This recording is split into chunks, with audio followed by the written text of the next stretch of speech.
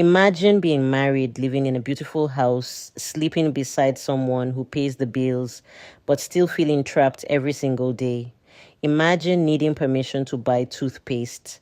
Imagine rehearsing how to ask your husband for money so he doesn't get angry.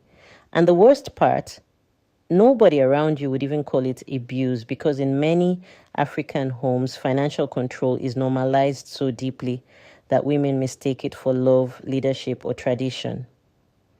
At first, it sounded romantic, baby. Stop stressing yourself. You don't need to work.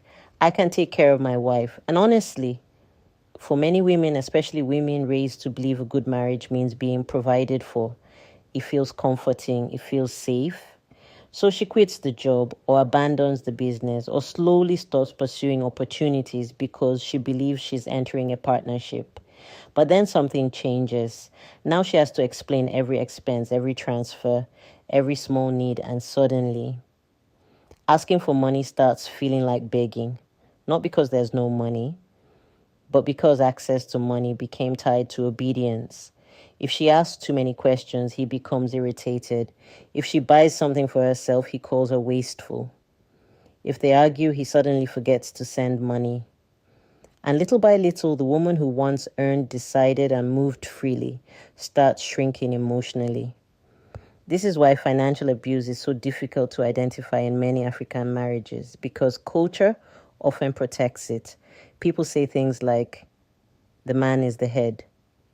A good wife shouldn't challenge her husband. Why do you need access to the money if he's paying the bills?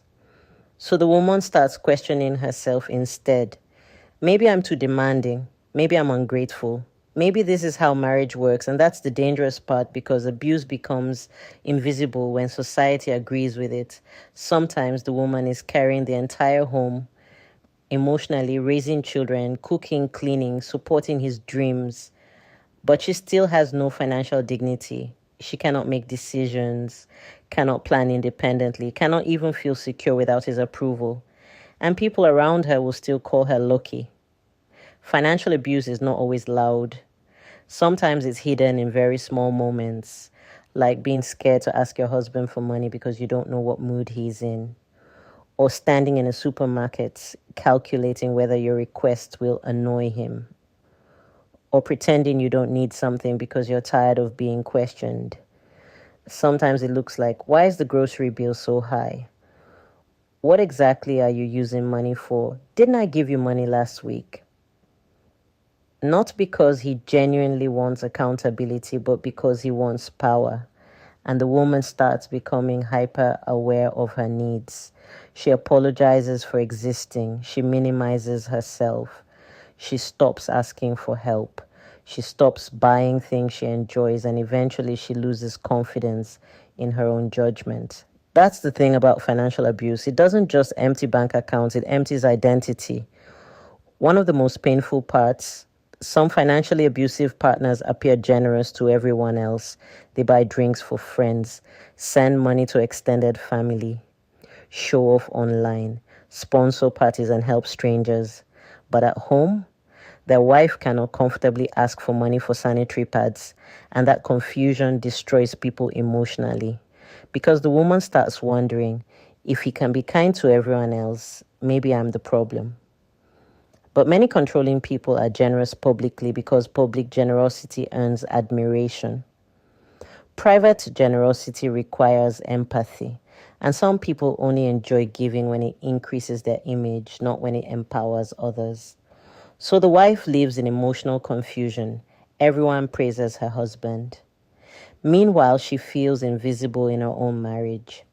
A lot of women experiencing financial abuse don't speak up because they fear sounding ungrateful, especially in societies where women are constantly reminded that at least he's not beating you. So they silence themselves, but deprivation is still abuse. Control is still abuse. Humiliation is still abuse. Many women are not asking to be spoiled. They are asking for dignity. There's a difference. Wanting transparency is not disrespect. Wanting access is not rebellion. Wanting financial security is not greed. A healthy marriage should not make one partner feel like a powerless child.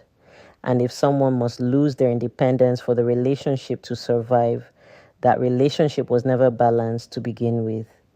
Maybe while listening to this, some memories came back. Moments you brushed aside, things you normalized, conversations that made you feel small.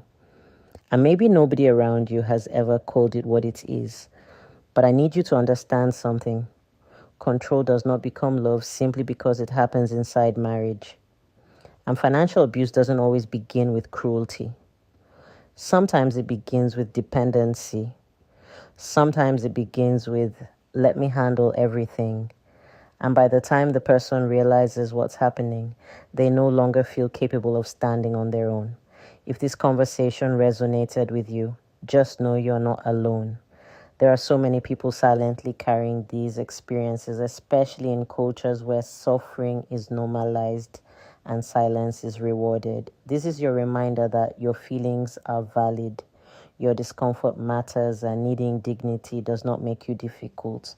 Welcome to the conversations many people are afraid to have.